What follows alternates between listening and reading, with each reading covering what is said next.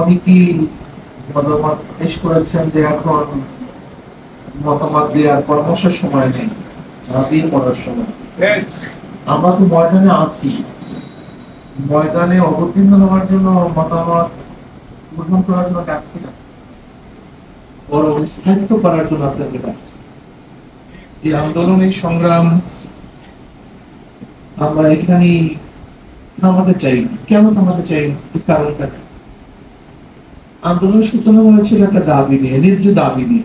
ওঠা সংস্করণ করা চাই, ন্যায্য দাবি নিয়ে ছাত্র নেমেছিল, কিন্তু অবৈধ সরকার আগুনের মধ্যে ঘি ঢেলে দিয়েছে। আমি মনে করি এই হত্যা, এই আহত, এই নিহত, আজকে যত কিছু, এই সব কিছু দায় দায়িত্ব অবৈধ সরকারকে গ্রহণ করতে হবে। কিসের কারণে আন্দোলন হয়েছে? এই পর্যায়ে কেন এসছে? আগুন কেন জ্বলছে? হত্যা কেন হয়েছে? এটা আওয়ামী লীগের চরিত্র। আপনারা জানেন 71 সনে আওয়ামী লীগ স্বাধীনতার পক্ষে অনেক বেশি ভূমিকা রেখেছিল। আমি শব্দ চয়ন করেছি, বেশি ভূমিকা রেখেছে, তার মানে সে একমাত্র ভূমিকা রেখেছে ব্যাপারটা এরকম না।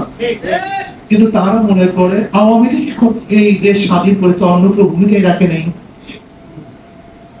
আজকে দেখবেন সবচেয়ে দুঃখের বিষয় হলো স্বাধীনতা আন্দোলনে যে সমস্ত মানুষ জীবন দিয়েছে, আন্দোলন করেছে, সংগ্রাম করেছে, এই বর্তমান অবৈধ সরকার শেখ হাসিনার মুখে কোন নেতৃবৃন্দর নাম কখনই আপনি শুনবেন না, কখনোই না। আশ্চর্যের বিষয়, 25 মার্চ রাত্রে শেখ সাহেব অ্যারেস্ট হলেন, তাকে পাকিস্তান নিয়ে যাওয়া হলো। এরপর আন্দোলন কি করেছে, এই সংগ্রাম কি করেছে, রক্ত কে দিয়েছে, কিন্তু তাদের কোনো নাম তার উল্লেখ করতে পারে না। এরপর আসুন, দেশ স্বাধীন হলো।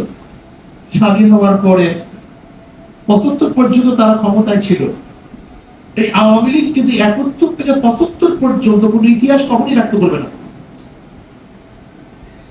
আপনি শোনাতে পারবেন না আমাকে 71 থেকে 75 পর্যন্ত আওয়ামী লীগের সেই স্বর্ণের যুগ কি ছিল, উন্নয়নের কি যুগ ছিল, দেশের অবস্থা কি ছিল, অর্থনৈতিক কাঠামো কি ছিল, জনগণের শান্তি কি ছিল, এ ব্যাপারে কোনোদিন আলোচনা করবেন কোন বক্তা নয়, কোন নেতা নয়। 71 থেকে 75 পর্যন্ত এদেশের মানুষকে তারা পশু খাওয়াইয়েছিল, এদেশের মানুষকে বস্ত্রহীন করেছিল। তখন কবিরা লিখতে বাধ্য হয়েছে, হাত দাও নয়তো আমরা মানচিত্র খাবো। এই বক্তব্য তখন এর জন্য 71 থেকে 75 পর্যন্ত তারা কখনোই তাদের আলোচনা করবে না। তারা সরকার পরিচালনা করছে মনে হয় এটা কেউ জানিয়েই না। তখন 71 থেকে 75 পর্যন্ত তারা উপহার কি দিয়েছে? বাক্সাল উপহার দিয়েছে, যেখানে কোনো দল থাকবে না, রাজনৈতিক কোনো দল থাকবে না, মিডিয়া থাকবে না, তার নির্দিষ্ট মিডিয়া ব্যতীত অন্য কোনো মিডিয়া থাকবে না, কেউ কথা বলতে পারবে না। এ হলো বাকশালীদের সেই কৌশল ছিল। এরপর আসুন, এদেশের 75 কিন্তু আসলে অন্য কেউ ঘটা নেই। তাজউদ্দিন সাহেব বলেছিলেন যে লিডার, আপনি বাকশাল করে বৈধভাবে সরকারকে চাওয়ার কোনো পথ আপনি বাকি রাখলেন না।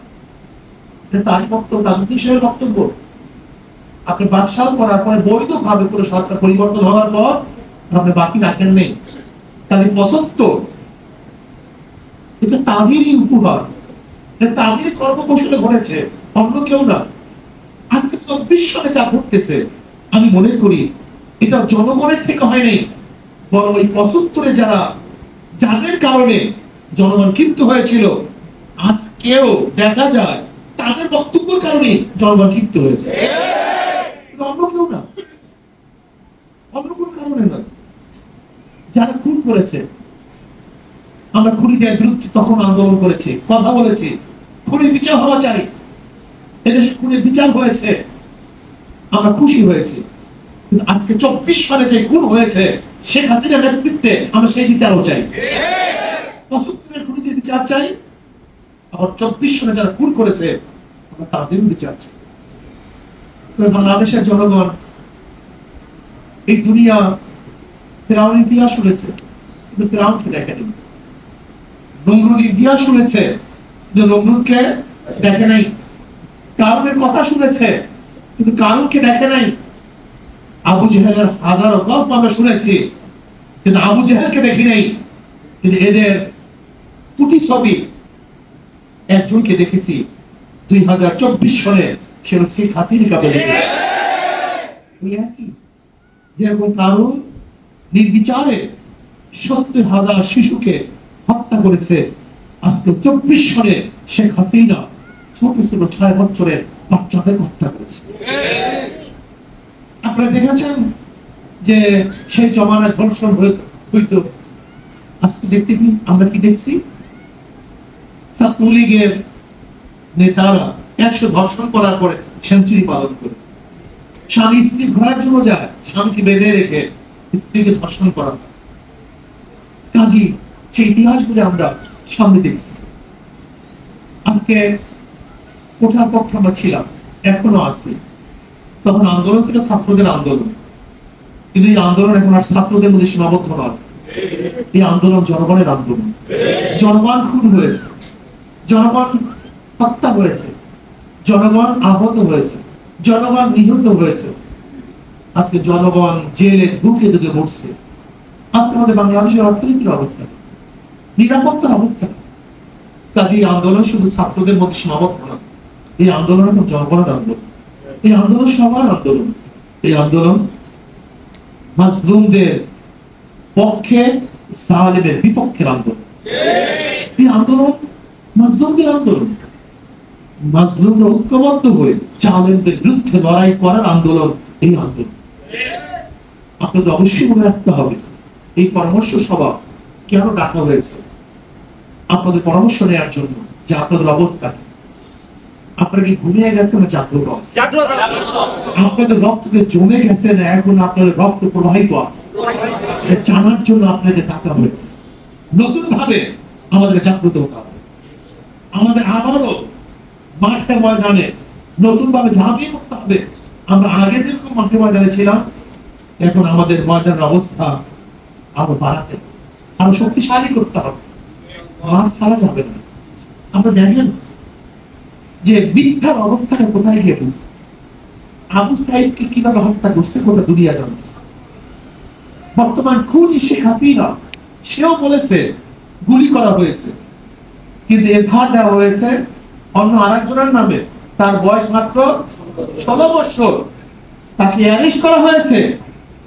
তিনি নিজে বক্তব্য দিয়েছেন যে সে দেখে বেউস অবস্থা তার হাতের মধ্যে যখন জাগ্রত হয়েছে, হুঁশ ফিরছে, হাতের মধ্যে হ্যান্ডকাপ লাগে।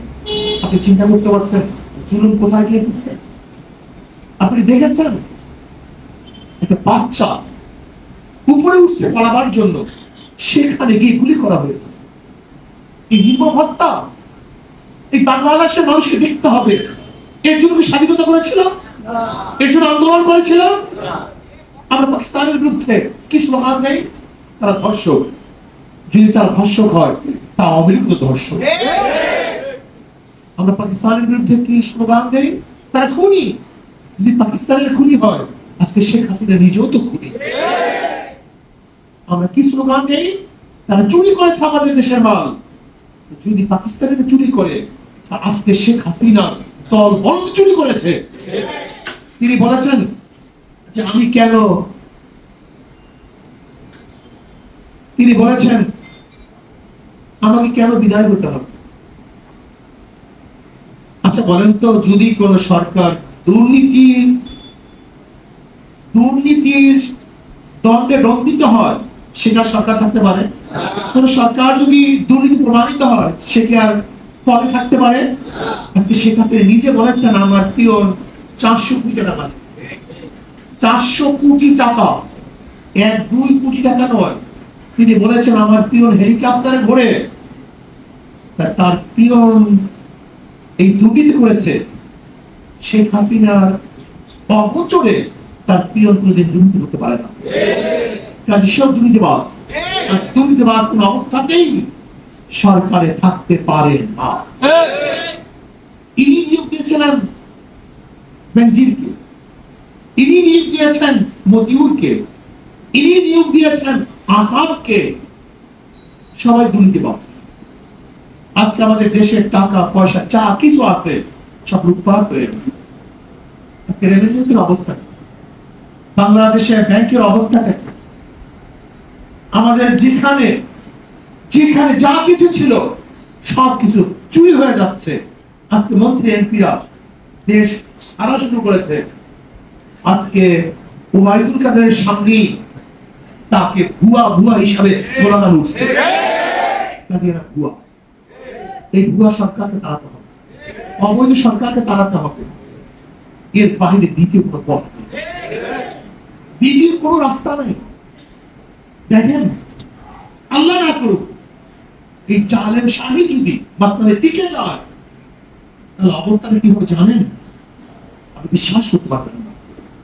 কত মানুষ খুন হবে, কত মানুষ খুন হবে, কত মানুষকে দেশ ছাড়তে হবে, কত মায়ের বুক খালি হবে, কত মেয়েরা বিধবা হবে, কত বাচ্চা এতিম হবে, কত মানুষ পঙ্গু হবে, আপনি বিশ্বাস করতে পারবেন না।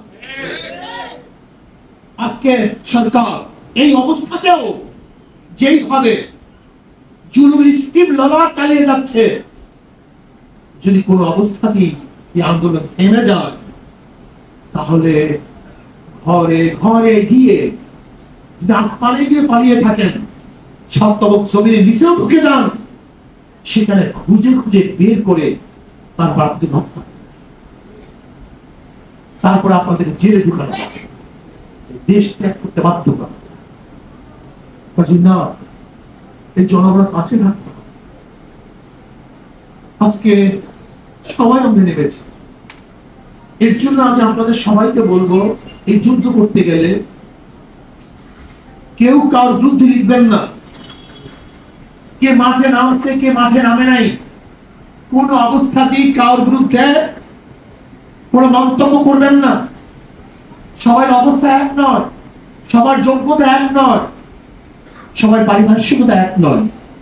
আমি বলবো, প্রথম আমাদের দায়িত্ব থাকবে, কেউ কারোর বিরুদ্ধে অমুকে নামে নেন, তমুকে নামে নেন, অমুক গোষ্ঠী নামে নেন, তমুক গোষ্ঠী নামে নেন না। আমাদের দেখার বিষয় আপনি নামছেন কি নামেন না, আপনি নামছেন কি নামেন না, এটা দেখার বিষয়। আপনি নামুন, আপনি নামতে থাকুন। যদি আপনি নামতে থাকেন, ইনশাআল্লাহ যারা বসা আছে তারা বসে থাকতে পারবে না, তারা ইনশাআল্লাহ নেমে যাবে রাস্তায়, ইনশাআল্লাহ। কি কথা ঠিক না? কাজে আমাদের নামতে হবে, রক্ত দিতে হবে, সংগ্রাম করতে হবে, আন্দোলন করতে হবে। কোন অবস্থাতে মার ছাড়া যাবে।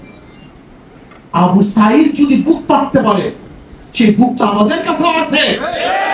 আবু সাইদ যদি রক্ত দিতে পারে, সেই রক্ত আমাদের কাছে আছে। কিন্তু আবু সাইদ আজকে জীবন দিয়ে গরিব হতে পারে, আমরা কেন জীবন দিয়ে গরিব হতে পারবো? আজকে হাজারো মানুষ যদি জেলখানায় থাকতে পারে, মনে রাখতে হবে আমিও তাদের কাছে, আমিও তাদের কাছে। আমার ভাই জেলখানায় আছে, আমিও যাবো, অসুবিধা কোথায়? আমাদের হযরত মহাসচিব সাহেব বললেন, কালকে আমরা যে প্রফেসরের বাবাকে দেখার জন্য তাদের ঘরে গিয়েছিলাম, সমবেদনা পেশ করার জন্য, সে হাসি। এর কারণটা কি? এর কারণ কোথায়? সে নিশ্চয়ই আত্মতৃপ্তির ভুগছে যে আমার ছেলে অন্যায়ের বিরুদ্ধে আজকে রিমান্ডের মধ্যে নির্যাতন ভোগ করতেছে। ওর নির্যাতন হাজারো মানুষের নির্যাতন তো বাঁচাবে, ওর কষ্ট হাজারো মানুষের কষ্ট তো দূর করবে। ও কিন্তু অত্যাচার হচ্ছে, হাজারো মানুষ অত্যাচার থেকে বাঁচবে। এর জন্যই তার মুখের মধ্যে হাসি আছে। আপনি বিশ্বাস করবেন না, তাদের মুগ্ধকে দেখতে গেছিলাম, মুগ্ধ বাবার বাড়িতে তার পরিবারকে দেখার জন্য। যদিও তাদের মনের মধ্যে অনেক ব্যথা, তাদের মধ্যে একটা তৃপ্তি আছে, আমার সন্তান শহীদ হয়েছে, আমার সন্তান শহীদ হয়েছে। ইতিমধ্যে আমাদের 4 জন ছাত্র অলরেডি শহীদ হয়ে গেছে অলরেডি। আমাদের শহীদ বীর মাহমুদুর রহমান মুগ্ধ, শহীদ তাহমিদ হাসান, শহীদ মোহাম্মদ নাইমুর রহমান, শহীদ সিয়াম সর্দার জাহিদ, এরা অলরেডি আল্লাহর ডাকে সাড়া দিয়ে চলে গেছে। আমরা ইনশাআল্লাহ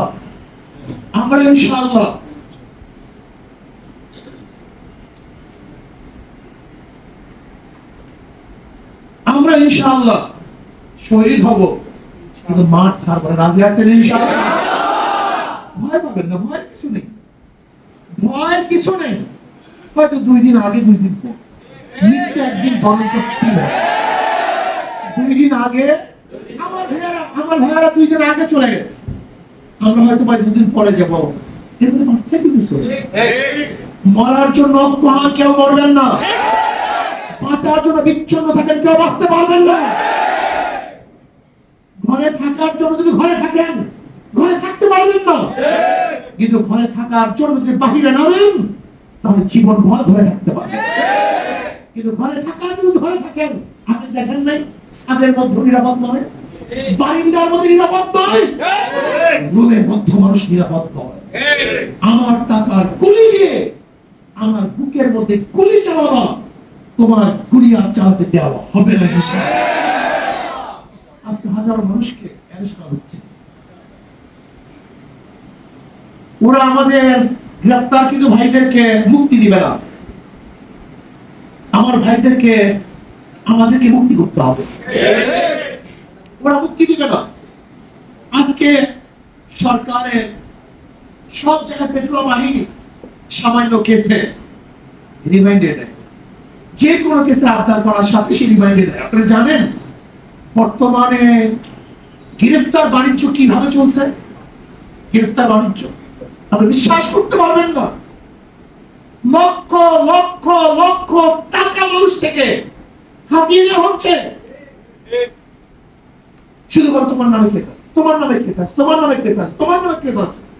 অ্যারেস্ট করে, ধরে, টাকা নেয়, ছেড়ে দেয়। লক্ষ লক্ষ কোটি কোটি টাকা মানুষ থেকে ছিনিয়ে নেওয়া হচ্ছে বর্তমানে। এরপরে আজকে ইনশাআল্লাহ পরামর্শ করব, আমরা আন্তর্জাতিক তদন্ত চাই, এই গণহত্যার আন্তর্জাতিক তদন্ত চাই, এবং আন্তর্জাতিক ভাবে আমরা দাবি করতে চাই এই গণহত্যাকারী সরকারকে আমরা বাংলাদেশে দেখতে চাই না, কোন অবস্থায় দেখতে চাই না। এই গণহত্যাকারী সরকার, জালেম সরকার, খুনি সরকার বাংলাদেশের মস্তকে থাকতে পারবে না ইনশাআল্লাহ। সবাই একবার ইনশাআল্লাহ। এর জন্য দরকার আমাদের জাতীয় ঐক্য, কোনো বিকল্প নেই। আর জাতীয় ঐক্যের জন্য আমাদের সবচেয়ে বড় প্রয়োজন হলো কেউ কারোর বিরুদ্ধে কোনো কথা বলবো না, কেউ কারোর বিরুদ্ধে কোনো কথা বলবো না। কে নামে নাই, কে নামছে, ওরা চায় আমাদের মধ্যে লাগিয়ে দেয়, আমাদের মধ্যে যুদ্ধ শুরু করতে চাও না। আমরা ফেসবুকের মধ্যে, মিডিয়ার মধ্যে একে অপরের বিরুদ্ধে শুধু যুদ্ধ করবো, একে অপরের বিরুদ্ধে কথা বলবো, আর আমাদের মধ্যে ফাটল সৃষ্টি হবে না। নেগেটিভ কোনো কথা নয়, সব পজিটিভ কথা, সব পজিটিভ কথা। হয়তো বা মজবুরি অনেকে থাকতে পারে, এর জন্য তারা নামে নেই। আজকে নামে নেই, কালকে নামবেন এর গ্যারান্টি আছে? কালকে নামে নেই, পরশু আপনার সাথী হবে না, এর কোনো গ্যারান্টি আছে? কাজে কোনো অবস্থায় কেউ কারোর কিন্তু কোনো বক্তব্য করলো না। সবাই আমাদের সহপাঠী, মনে রাখতে হবে সবার যুদ্ধ কৌশল এক নয়। কেউ মাঠে থাকবে, এই অর্থ জাগাবে, মুক্ত যেরকম পানি নিয়ে পানি করছে, এরকম পানি নিয়েও কাউকে থাকতে হবে, কাউকে হসপিটাল ঔষধি অপেক্ষা করতে হবে, কাউকে সেবা করার জন্য ব্যান্ডেজ নিয়ে দাঁড়িয়ে থাকতে হবে, আবার কাউকে আশ্রয় দেওয়ার জন্য গাড়ি নিয়ে অপেক্ষা করতে হবে। কাজে সবাই আমাদের যুদ্ধের অংশীদার, সবাই আমাদের পাপ। যারা দোয়া করবেন তারা আমাদের পাপ, যারা আমাদের শুভাকাঙ্ক্ষী তারা আমাদের পাপ। কাজে কেউ কারোর বিরুদ্ধে কোনো অবস্থানে কথা বলবো না, পজিটিভ কথা বলবো, গণঐক্য করে বলবো, জাতীয় ভাবে সরকার জালেমের বিরুদ্ধে আন্দোলন ঝাঁপিয়ে পড়বো ইনশাআল্লাহ। অবশ্যই অচিরেই কর্মসূচি আসতেছে, সর্বোচ্চ শক্তি দিয়ে সেই কর্মসূচি পালন করার জন্য ইনশাআল্লাহ আমরা চেষ্টা করবো। ইনশাআল্লাহ। আপনাদের মতামত আমাদের পেশ করবেন, শ্রদ্ধা করে আপনাদের মতামতকে আমরা গ্রহণ করবো।